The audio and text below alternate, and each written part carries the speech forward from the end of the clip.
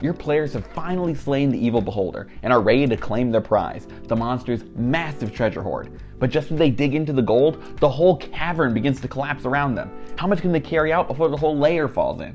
At a lot of tables, looting the hordes of big boss monsters comes down to a single roll on the beefy treasure table.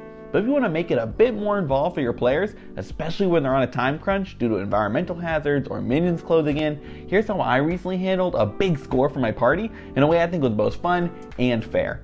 Let's get started.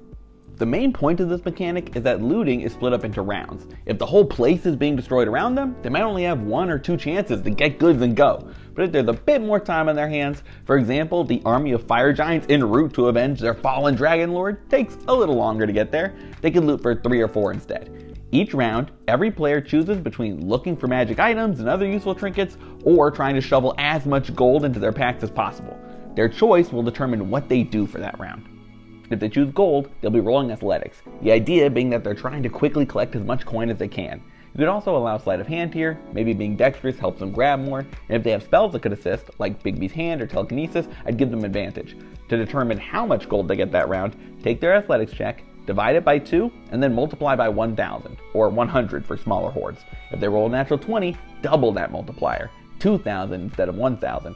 So say the looting paladin gets a 16. You have that to 8, then multiply for a total of 8,000 gold.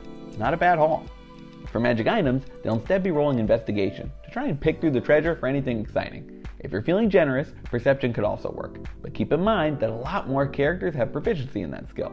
And that's a big deal, because the higher they roll, the better the things they'll find. There are 3 item tables, each containing 8 to 12 options, equivalent to whichever dice you'd like them to use to determine what they discover. If their investigation check is a 10 or lower, they roll for an item on the lowest table. That's mostly common magic items or ones that have fun abilities but aren't too powerful. Get between an 11 and a 19 and they reach the middle tier. Powerful potions, useful weapons, and other strong options, but not the strongest. That's reserved for any rolls above a 20, unlocking the top tier table.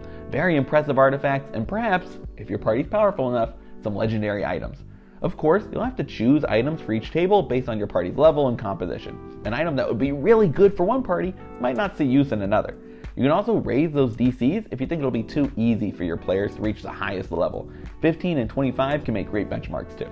Between each round, players can decide if they want to stick to their initial choice or switch tactics. Your party might all start by looking for items, then use their last round to grab as much gold as they can. Or they could split up, with some characters fully focused on money, and others determined to find as many cool artifacts as possible.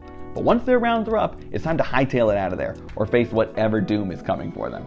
There are lots of potential ways you could tweak this too. If there's nothing pressuring your party to go faster, you could just tell them how much gold they find, and then give them a few rounds to see what items pop up. If you want to add some random chance to the countdown, you could roll a d4, and that'll be how many rounds they get before the whole place falls on their heads. Or maybe you could add a cursed item table too, and if the players roll below a 5, they get stuck with something they wish they hadn't found. You can really get creative with it, and hopefully your players will find it fun too. And that's it.